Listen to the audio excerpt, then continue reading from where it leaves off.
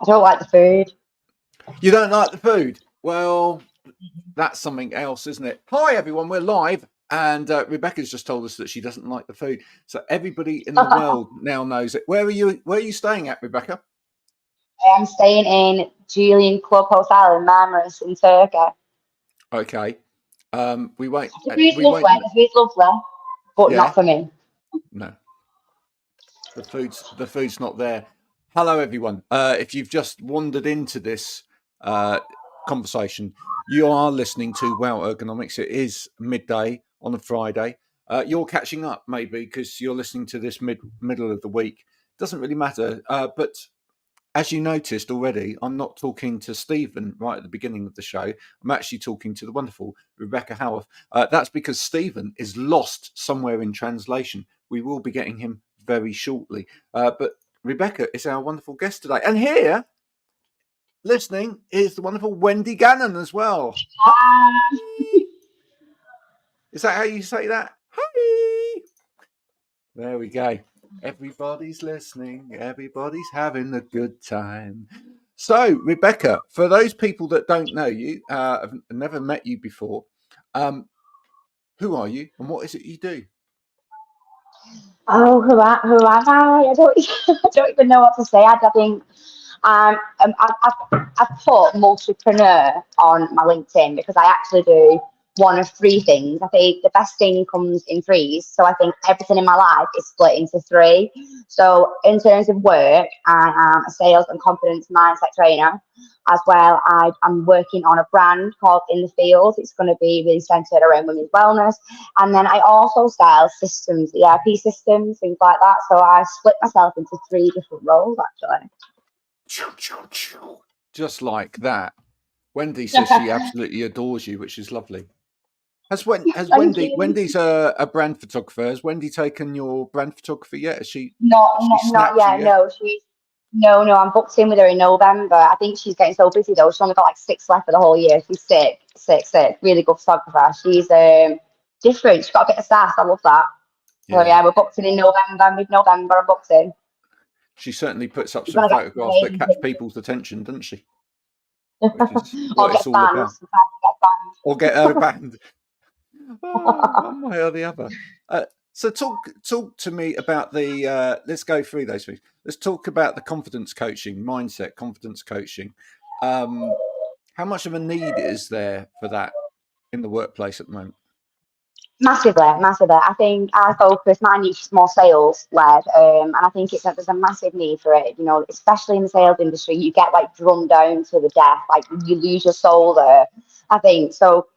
To be able to offer that back and give you a different mindset, it changes the whole sales game, and it changed it for me. It went from being overly pressured and just crazy, I couldn't keep up with it, to me actually finding the reason why I'm doing it, and then that was why I was doing it. It made it so much easier for me. And I think that people in sales, they're made to be ruthless and this, that, the other, but we're not. You know, you can only get told to fuck off 10 times a day. Sorry, no, you can only get told to like get lost, like so many times in a day before it starts draining on you. So I think it's really important. It's super important. Not just in the sales aspect, but more so in sales. It's really important. Yeah.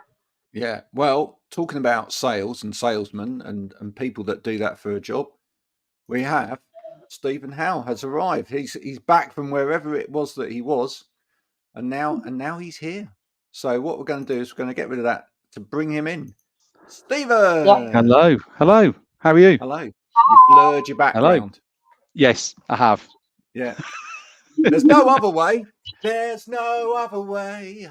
There's no other way. There we go. Bit of blur. Technical issues. Sorry, a few internet problems, and it is a little bit spotty today. So you may lose me again at some point, but I'm here for as long as I can be. Rebecca was just telling us, because one of the things of the triad of things that she does, because she's a bit like the kind of holy, the triad. She's a bit like the holy trinity of LinkedIn. Is that she's a sales and mindset coach. And we were just talking about what it's like for salespeople out there, and salespeople do get a bit of a bad rap. It's true. Oh yeah, definitely. People think it's never our fault. It's never our fault. When you first started in sales, young man, Were you ever given any training, or were you just given a briefcase and sent out there? I think it was. Well, I started off with internal sales, so very much in an office. So it was get on the phones, but actually there was a lot of people that had been there a long time, so it was a bit sort of learning on the job really, which was actually quite a good way of doing it, because you can you've got people around you can sort of lean on if you need support or help, and probably the best way to make some mistakes, isn't it, is just by getting on with it and learning. I don't think Rebecca can hear for a minute. It's certainly one way to learn. I think what Rebecca was saying is that, a lot of people burn out in the sales industry, and I think primarily because they're put into a role where they're psychologically they think they're selling. Yeah. And with that sales thing, and then there's targets, and they've got to keep those targets going every month in, month out, etc. Sales, to me, it's never been about selling. No. Is that part of the problem, Rebecca? Is that people think that it's about selling when sales isn't actually about selling? You're on mute, by the way.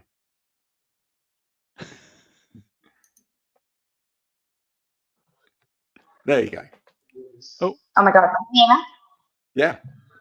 Can you hear me? Yeah, I think massively. I mean, I don't sell at all anymore. Actually, I'm very much problem versus solution based now.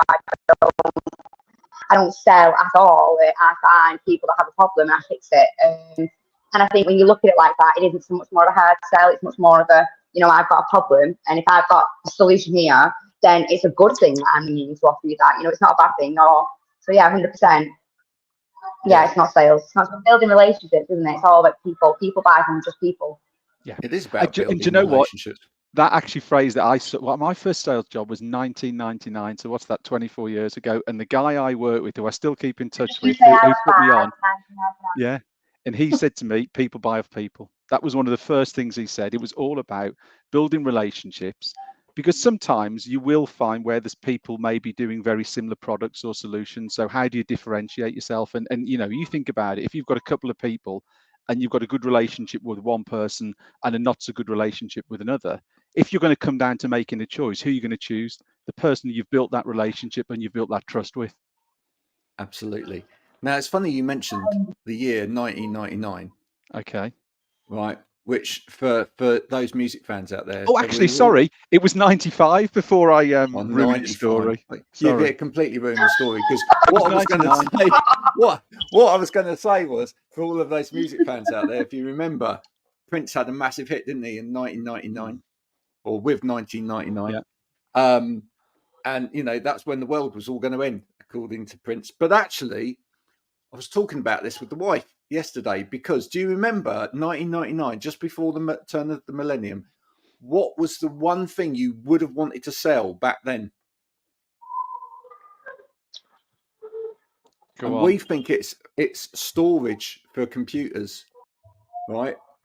And absolutely convinced that all of those manufacturers of like floppy disks and everything else, storage for computers, must have had something to do with that massive story around the millennium, and the fact that all of the computers were going to stop overnight. Do you remember that? Yeah. There was this massive thing. Rebecca, you're too young. There was this massive thing as we went into the millennium. Everybody said, "Oh, all computers are going to stop because the chips aren't going to flip over properly and whatever." And so the one's not going to move, and the one's not going to move, and we're all going to get stuck, and all the computers are going to, but that is kind of old school sales now, which is that create a problem to then put to solve a problem. These days you can't really do that. What you've got to do is genuinely solve a problem. But I think there's enough problems. I don't think we need to create any more problems at all. I think we need to solve 99 problems, and this isn't one. Yeah, absolutely. Yeah. I think genuinely though, there's another word that I like to think about in terms of sales, and perhaps you can talk about this as well, both of you, which is, in this day and age, is collaboration. Because I think actually working alongside your clients or potential clients, and actually collaborating with them on projects, on pieces of content, on other bits and pieces, That is a great way of selling. Doesn't feel like a sale. It feels like you're walking alongside somebody. Yeah. You want to talk about that? Yeah. So you don't go first. Oh yeah, absolutely. Well, actually, it's a bit of a shameless sort of plug for next week's show, Graham. But the thing we touched on last week, I knew I'd cry. That was a subtle crowbar there, wasn't it? So, but we're doing a collaboration piece in a few weeks' time, actually with people in our industry, and one of them you potentially call a competitor. But actually, what we're trying to achieve is wider knowledge and understanding of what solutions are out there to help people in the workplace. So there's two of we'll touch on next week with Andrew Shepherd. We'll touch on with Laura McNamee. But we're actually got our heads together and decided actually there's a way if we collaborate and work together, we can actually all win from this. So we can benefit, but also end users and people out there can benefit from knowledge by us all working together rather than working in sort of individual silos. Yeah. So Rebecca, I mean, years ago, you wouldn't have seen that, would you? Or you wouldn't have talked about that. Actually, potentially even working with competitors, but actually then getting market share from it. No, like 10 years ago, it was, you go onto a competitor's website to look what they was doing, so you could beat that. Whereas I think, now, an interesting previous show, so UK, say manufacturing in the UK, I'll use an example because that's where my experience is. Albeit, there's so many competitors within the UK, within UK manufacturing. Together as a country, as a UK manufacturer of products, we're stronger together. So to be able to then look at all the manufacturers and go, oh, well, you do hot fill, you do cold fill, you do powders, and then collectively, we can then make sure that as a nation, we work together and bring more things into this country. It's not about oh, they do hot fill and we do hot fill. They might do hot fill, but this customer's really better fit. And I think sometimes you can be that transparent with people. It works so much better because everyone can then be experts in their own field. They don't have to try and do jack of all trades and win it all. We can just recommend the experts, and obviously, hopefully, in return for that, get recommended back. Just going to say, if Rebecca's sound periodically goes in and out, that's because this is coming all the way. She's coming all the way from Turkey today, and as of yet, the Turkish international broadband community is not quite as good as in the UK. So thank you for coming all the way from your holiday, by the way, today. Are you actually getting some downtime? She's on mute again. Look at that. You don't have to mute yourself in between. It's fine. I'm just thinking because it's so loud here. I think I need a pair and I think that work-life balance, because I feel like without work, I don't really have, I need it as fuel. So even though I've 100% calmed it and I won't be doing anything for the brand and I won't be doing anything for the systems, the sales and the confidence and the mindset thing, I can't turn that off. People and clients are relying on me, and I need to be able to be here if they want to talk to me and stuff. So I don't turn that off, but that is it's a pleasure to do that for a job. So I don't actually see that as work. But everything else, yes, I am closing up except the sales and mindset, because that's an ongoing basis. I work with that. Right. So I'm going to ask you then, salespeople. We've got salespeople out there within this industry as well, pitching their Ergo products, etc. In terms of mindset, what are your 3 top tips for kind of salespeople in terms of changing their mindset? I think if you stop focusing on failure, that's massive. It can consume you. I think so. Feeding that is I learned the hard way. I think you just take it out your mind. I did a post on it a few days ago. I've never failed at anything in my life because I'm still trying. I'm still giving it a go. So I think I take away that thought of you being a failure, me not doing good enough. So that's a really good tip I think I use. Another one will be find your why. If you pick up the phone 100 times a day, why are you doing it? Because if you're doing it because your boss Jess said to pick up the phone 100 times a day, it's going to kill you. If you're doing it because you know that you need to do this and then reach that goal, to then have that house for your children, have whatever you need to do, then you use that as ammunition to pick up the phone. And every time you pick up the phone, you're doing it with your own why, your own purpose. I think that would be another one. And I think as well, talk to people will be the third and the final one. Don't keep anything bottled up. I'm massive on an open forum room. Let's talk it out. Let's see if we can have better ideas. Question my ideas. So yeah, I think that's helped me massively. Don't focus on failure. Find your why and utilize the people around you. That's very true. Steve, how important to you in what you do is the team element? Yeah, I mean, I think it's really important. I mean, obviously, I work in quite a sort of remote, dispersed team. If you think until I had a new colleague who joined me back in June, I was very much working as individuals across different countries. So it's really important that we can sort of get together, whether it's via Teams or face to face, and kick ideas around. So you've sort of got that. You've got a team, but it's a bit of a virtual team, as opposed to old school where you'd all get around in a meeting room once a week or once a month. So it is really important that you can sort of carry on working on your own, but having that ability to bounce ideas off people, get their thoughts, run things past people, learn from their experiences. So yeah, absolutely. I think it always has been and always will be important in sales teams that you've got that ability to bounce things off people and share experiences and also offer up your experience to help someone else. Yeah, I think with that as well, when you say, I think when I was in sales 10 years ago, I didn't see sales as a team role. It was very much a cutthroat hunter style. This is what I'm doing. I'm not going to tell you I'm doing it because I don't want you to win. It's massively changed, I think, from that, because sales used to be a game like that, hunter's game, and it still is, of course, in loads of industries. But in terms of how I work, I know I'm going to go further. If I stop hiding everything and I go, well, I've got this for you, what have you got for me? And then before you know it, we're all going to grow together. Yeah. I'm gonna talk about something I think some salespeople struggle with now, right? And I'd love to get your expert take on this, both of you. Which is, I think some salespeople struggle with the limits of what the organisation can do, right?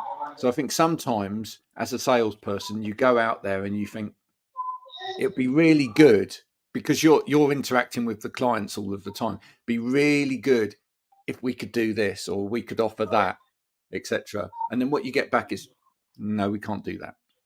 We can only do this.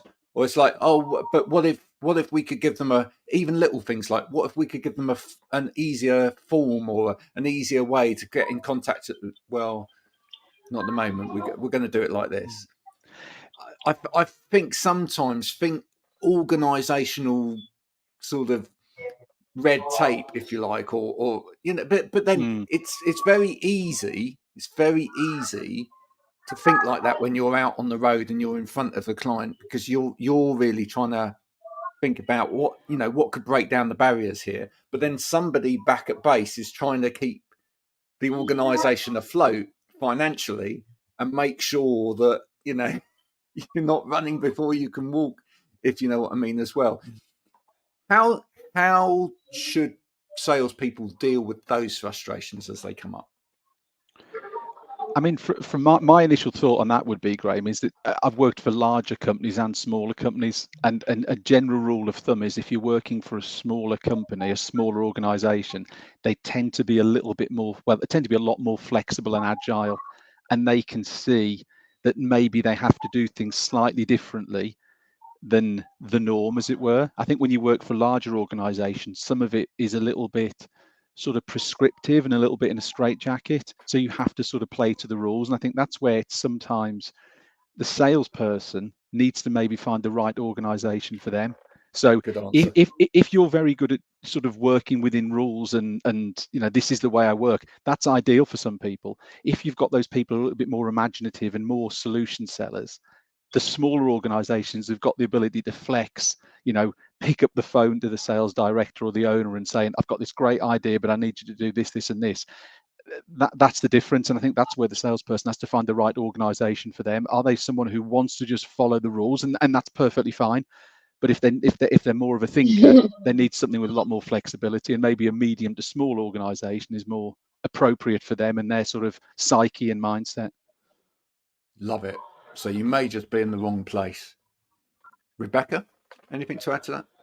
Yeah, I think I was going to start with that myself. I think I've spent a lot of time working for a lot of companies over the years, and you should go with your gut. You should go with your gut. And if I can tell all of you to go with your gut, if it doesn't feel like the right place for you, if you're not going to be able to grow and excel, you're hindering yourself by being there.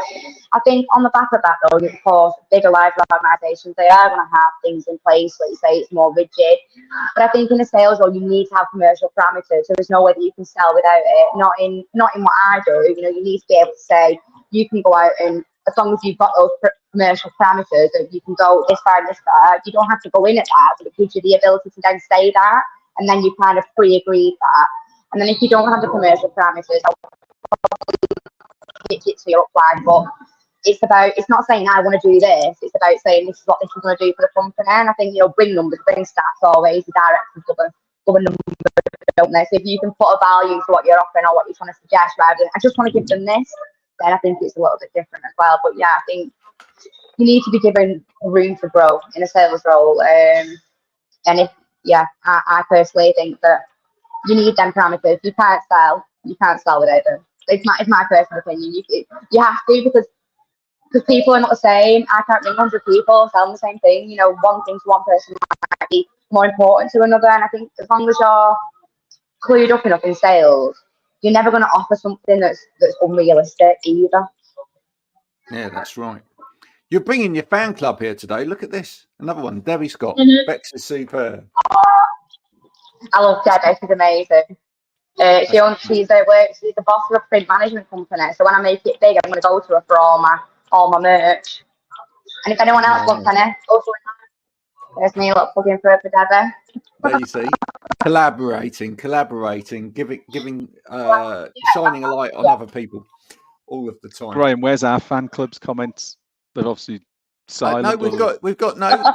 Chris is here today. There you go. See? There you go. I just saying, I spoke to him this morning. He said he'd join if he could. He said he had quite a busy day, but he would try and clear a little bit of time at lunchtime. So well, you've got to make time. You've got to make time in life, you know. Yep. Not for a lot of things, but Wow Ergonomics on a Friday, at midday, you've got to do it. You've got to do it. The thing is, you know, when people say I ain't got time for this, they haven't got time for that. And this is another one as well. It's easy, isn't it? You just put it in your diary. Once you put it in your diary, it's there. Simple as. I mean, I wouldn't be here if it wasn't in my diary. I think it's about what people find the value in, isn't it? You know, it's rather than saying I don't have the time, it's like I don't want to put my time to it, isn't it? Rather than I don't have the time, it's like actually that's not a priority. No, that's absolutely right.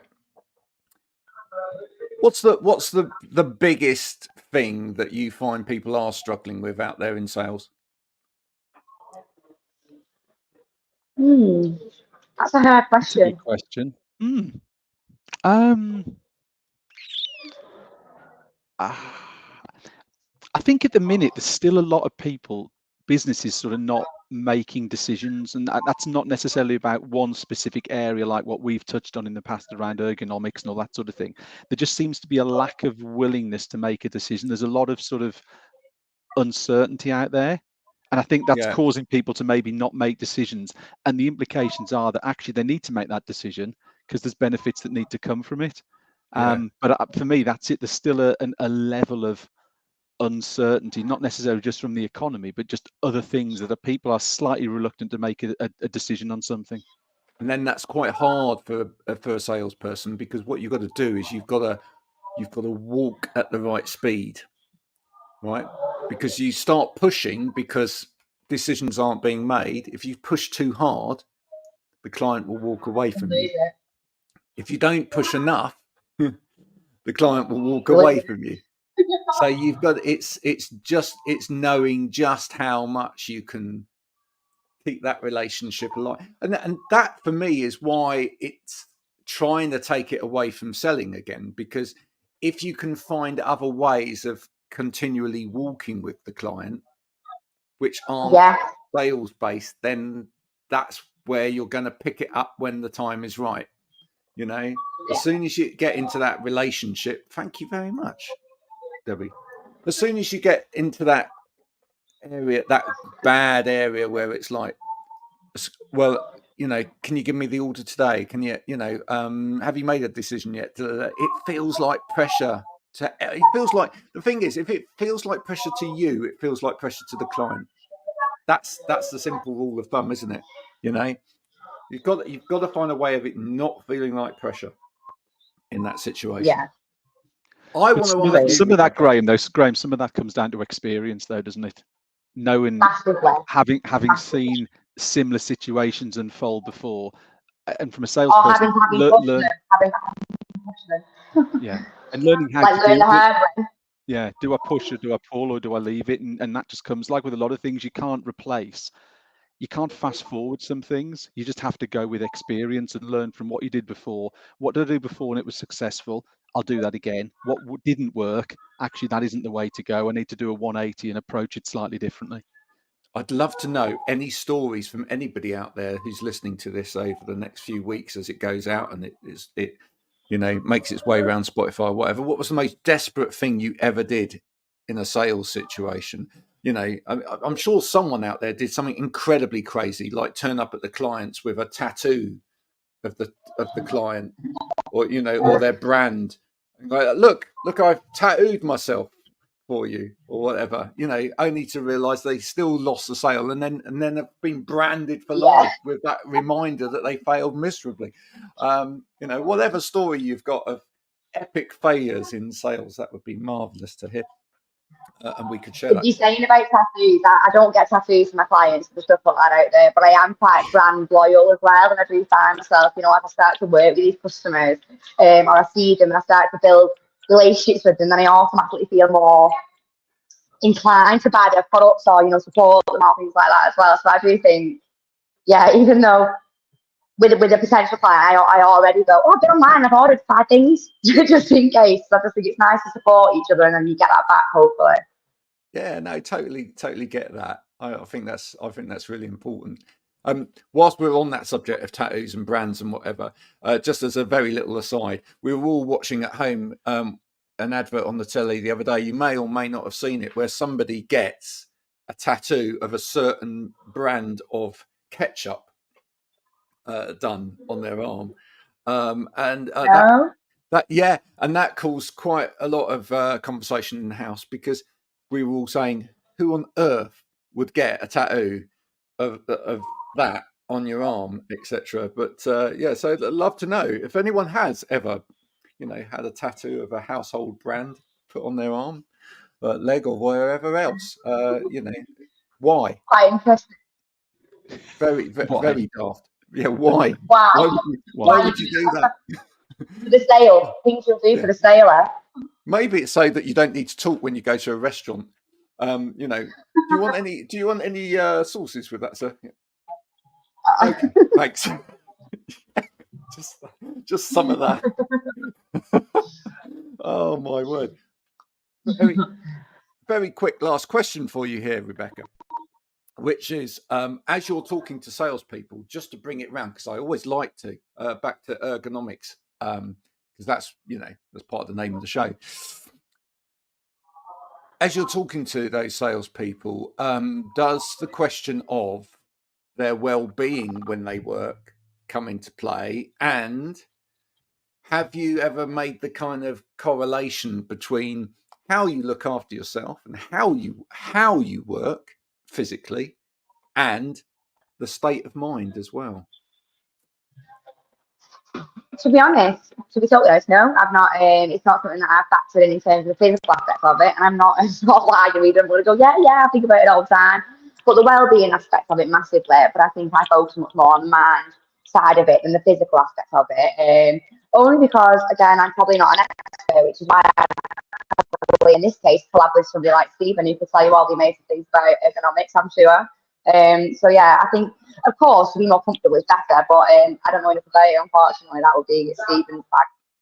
Well, as it so happens, because we have an expert here today, we're going to give you a very quick lesson. So, Steven, let's just talk very quickly about, for any salespeople out there that might be tuning in because of Rebecca being here, there is a correlation between obviously how you set yourself up and how you work, and salespeople typically are the worst culprits when it comes to laptop use out and about.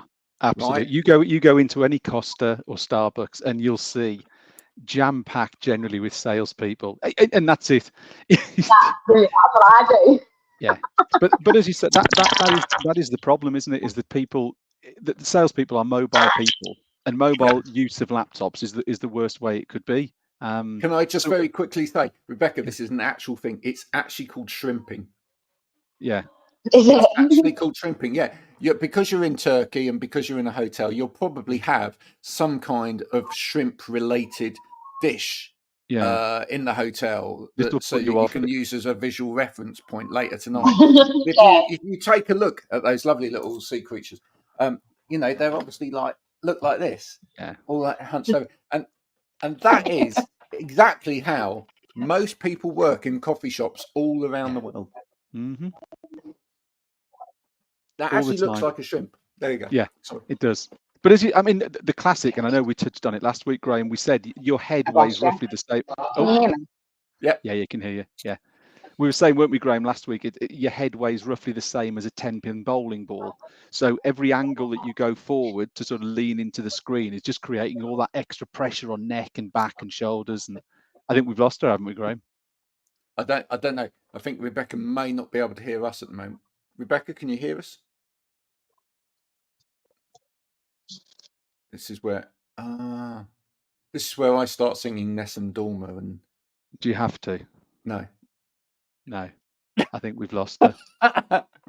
We'll have to get her back on when she's back in the UK, Graham. Yeah, Rebecca, if we've lost you, what we were going to say, Rebecca, is she's typing away. Can you hear us? Yeah. You can. Yeah. There we go. All sorted. We were going to say we need to get you back sometime when you're back in the UK as well, because that would be fantastic. Yeah. So Let's do it. Stephen was just explaining that your head weighs about the size of an average 10-pin bowling ball, which is about 6 kilos, I think, isn't it? And of course, which a lot of people don't know. And of course, as you lean forward and you lean into the computer in Graham's shrimp position, all that pressure on your neck and shoulders and back, and that's sort of the starting point of where it all goes wrong for salespeople and how they feel, is because they're just not working in the right physical manner. So maybe the work's getting done, but maybe it's slightly uncomfortable. There you go. Oh, you brought this one on. This was last week, wasn't it? Brilliant. 5 kilos. That's what it is. There you go.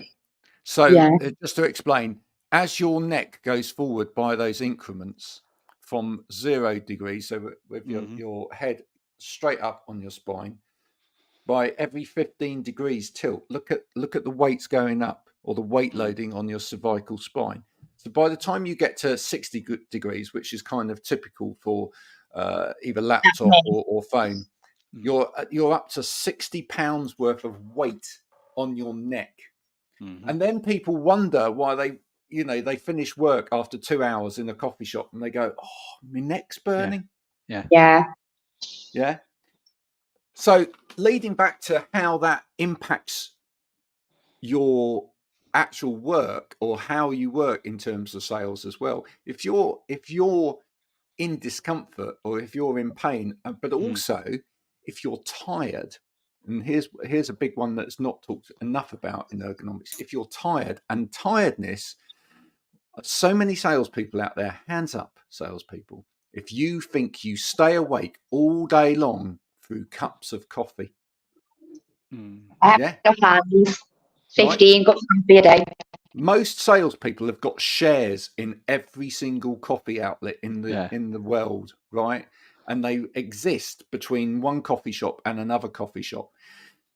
That isn't keeping you awake. Do you realize that actually sitting up more when you're working and actually taking in more oxygen, it will actually keep you awake more? Because you're actually getting more oxygen to the brain. And Graham, look, if you can see, Debbie's put a comment in and she's hit the nail on the head. You can probably shut that up, can't you? Everyone here was working on small laptops. We've introduced double large screens at the right height. It's definitely something for consideration. Hallelujah! Hallelujah! Yeah, but bear in mind that isn't always possible. We're talking about salespeople, where we're focusing on. We're talking about salespeople who are quite mobile. Actually, that isn't always practical. But there are things that you can do to a laptop to make it at the right height, as Debbie's just referenced. So there are things that can be done, and the thing is, it's just, for me, it's still like Graham and I bang the drum. It's getting people to understand these sort of things are out there, and it's not just realizing they're out there, but actually getting them to put their hands in their pockets and go and buy them, because they will get the return on investment. They will get better quality work from their salespeople. There'll be fewer errors. There'll be people will feel more refreshed and enthusiastic, and it is very, very straightforward, isn't it, Graham? It's very straightforward, and we're going to make it even more straightforward for you, Rebecca, because you've taken the time out today to join us all the way from, not only from Turkey, but your holiday as well. To mix the cause.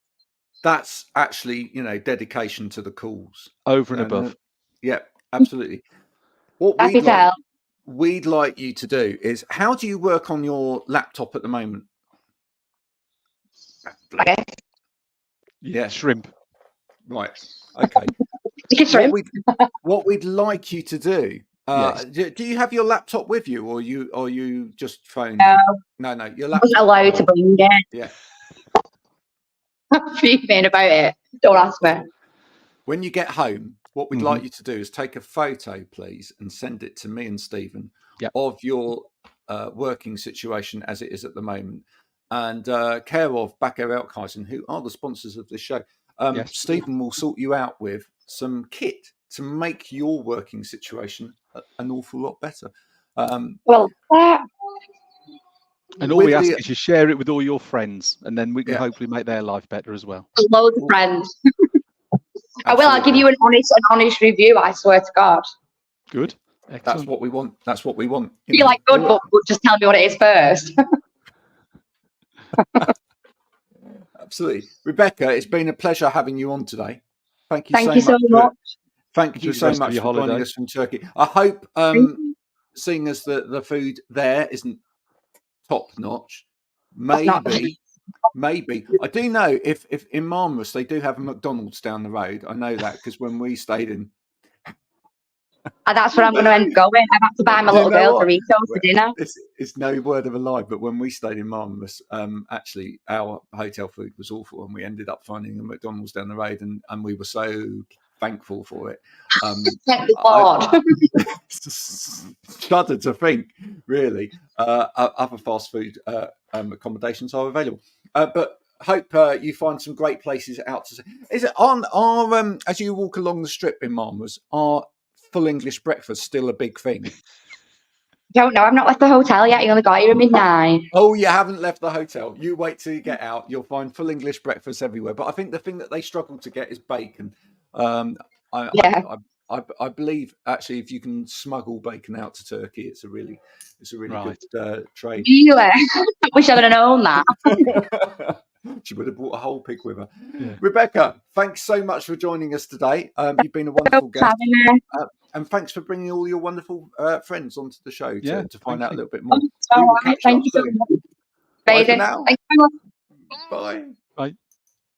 Brilliant. Excellent. Really good. Always good to bring new people to the table to along with their guests.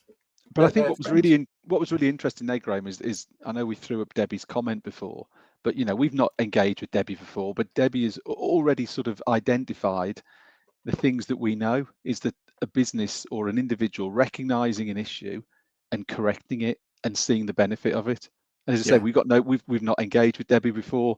We don't know her, but it's great that her organisation, or she as the decision maker herself, has maybe gone out and done that, recognised the problem and done something about it. Yeah, it's great. It's always talk about sales being, needing to get in the right headspace for it and being, kind of affirming and whatever, because that's important, isn't it? But, when we do things like this and then we hear from people we've never met before and we hear that the message is getting there out, people are taking notice and people are making those changes, etc. It's brilliant, So thanks for that, Debbie. Thanks for Wendy for her comments today as well. Chris, Dan, wonderful, great to have lots of comments throughout the show. So let's talk a little bit more about next week and next week's little lineup, and just give some kind of indication as to what's coming up. Yeah, so we are. So next week's guests are Andrew Shepherd from Flock, Laura McNamee from Ergotron. Okay, And the we reason we better stop and explain what those are, because there may be people in the Of course. audience who have never heard what, flock sounds like, sheep. Yeah. Well, they're a leading manufacturer of chairs, seating. Some really, really good sort of chairs that sort of we've touched on the show, and Andrew's been a guest before. So they're a manufacturer of chairs and seating. Obviously with ourselves, Backer Elkhausen, so we sort of specialise in accessories, anything to support digital workers. And then we've got Laura from Ergotron, and their real sort of speciality is probably sort of in and around sort of monitor arms and anything that supports monitors. So that's what they sort of specialize in. I'm just gonna add this down the bottom for anyone that needs to look it up. It's Flock. That's how you spell it. You spell it like that. So if you want to go and have a look at the website beforehand, you've got a little bit of an idea. It's not CK, it's double K at the end. Double K. Go and have a look beforehand. Absolutely. If it's of interest, if you see anything that's of interest to you prior to next week, and you think, oh, that looks interesting, but I don't actually understand how that works or whatever, come with your questions next week. Absolutely. So what we're doing, Andrew can cover that off, and Laura as well, and myself. So what we're doing is Flock have opened a new showroom up in Manchester. And I've been, like I touched on before, collaborating with Laura and Andrew to put sort of an ergonomic day together. So it's on Thursday, the 9th of November. If anyone wants to come, please just send me a direct message and we'll get you an invite out. And we're just trying to really take the ergonomic story on the road, as it were. And as I said before, 3 different manufacturers who, we all work in different areas, but if we all work together, it gives a really good story. So whether you are in the ergonomic trade at the moment, whether you are working with an organization, you're looking to invest in ergonomics and you want to know more, it's an open house. Everyone's very welcome. We've got a great speech a great talk coming from Anthony Hilton around sort of physiotherapy, and then there's an opportunity to talk to some of the experts from the manufacturers, see some of the product, touch it, feel it, try it, and then hopefully we give people some ideas as to how we can support them and their business. So we're going to do that on Thursday the 9th in Manchester, and the plan is, if it's successful or when it's successful, we'll then look to replicate the same in Flock's London showroom early next year. And I think then Andrew and I were talking the other day about sort of maybe going on the road. So maybe going up to Scotland, maybe come round to the southwest, maybe doing Ireland. So we're just going to see how it all works and then actually sort of take it, as I say, on the road and sort of get out. Getting more of those coffee shops visited. Yes. Yeah. I reckon it wouldn't be a bad thing at some point if you were doing like a roadshow situation from an ergonomics point of view, getting the awareness out there. And as you were going around the country and you were visiting different hotels, different coffee shops or whatever, to have something you could leave with in those different places with people, just to go, oh, come and have a look at this. Maybe what I might do is get some Wow ergonomic stickers or something made, or some little beer mats or something that you could like leave on people's, just leave it there. It is a one that I think we've discussed it before, and it is a massive opportunity. Is like we touched on before, salespeople working in coffee shops. How can we get them working better? Is there some sort of agreement where you can talk to coffee shop owners where you can loan equipment or borrow equipment? Sort of been down that route a little bit, and you sort of end up banging your head against a bit of a brick wall in terms of it doesn't seem to go anywhere. So it's a frustrating one because there's clearly an opportunity, but it's just trying to tie up the opportunity with the solutions. And if anyone's got any ideas, they would be warmly received. But it's one of those things that appears to be straightforward, but isn't. Unfortunately, I'd love to. I think it won't change. In all honesty, I don't think it will change until we actually see some people's behaviours change. Right? It's just about getting a behaviour change, really. Yeah. And I think it's entirely possible, because actually, if you think about it, if you go back a few years, gym membership was dying on its feet. Yeah. right? People That was a weren't polite using. way of saying that, Graham. Yeah, Yeah. but it was. And now look at gym membership.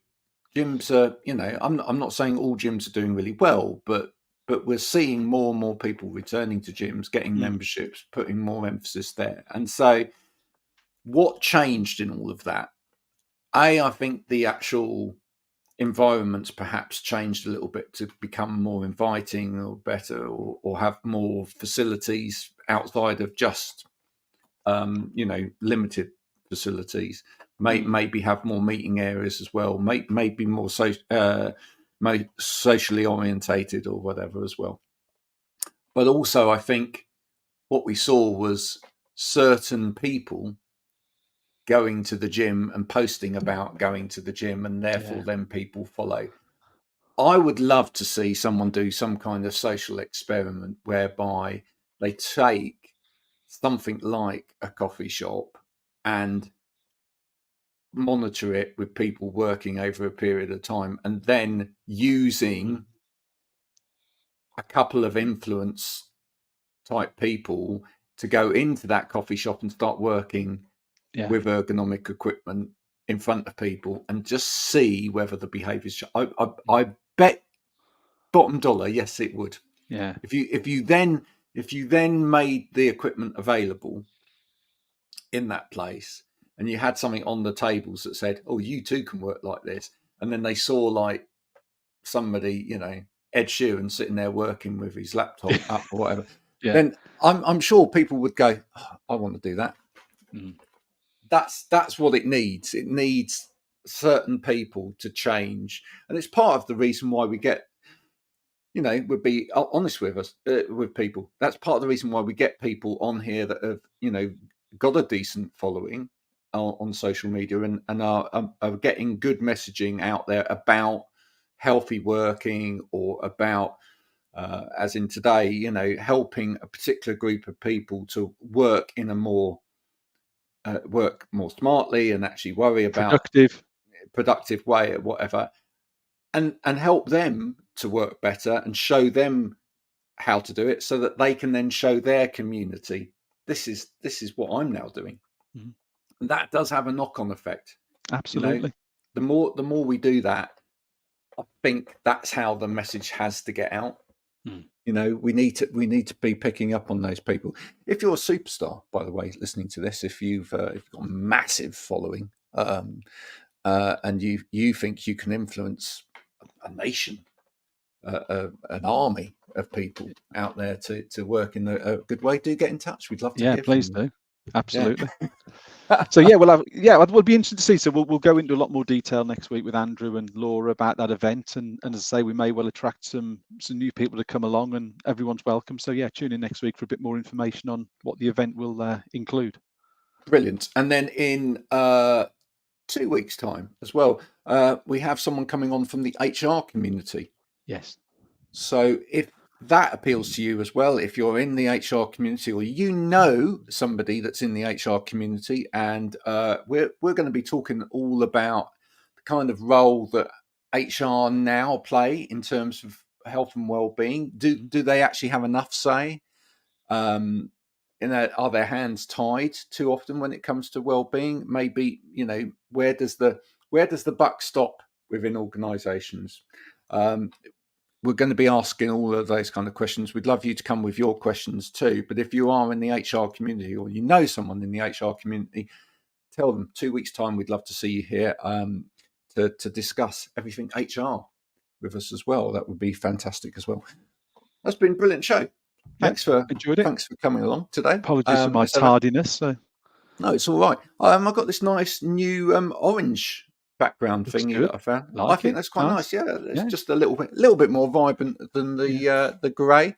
How's the light still going? Is that working well? Yeah, well, again, it looks quite clear, really well, really enjoying this. So we'll get into this a little bit more. We're just doing a bit of a new marketing push kicked off yesterday. So I think we'll touch on this, and I think this will be one of the products we'll have on display at Flock in a few weeks' time. So one for us to get back into, I think.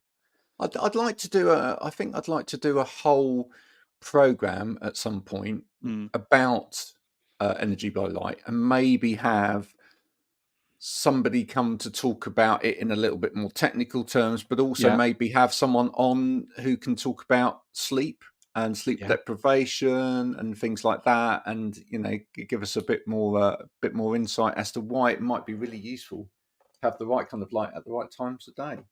So we'll try and organise that. Yeah, we will. Look out for that in the future, folks. Thanks for coming. Thanks for joining us on WOW today. Hope you've enjoyed this. If you have, please share with your friends. Do go and check out wowergonomics.com, where you can catch up on all of the previous episodes of this. And until next time, from me and from Stephen, goodbye. See you next week.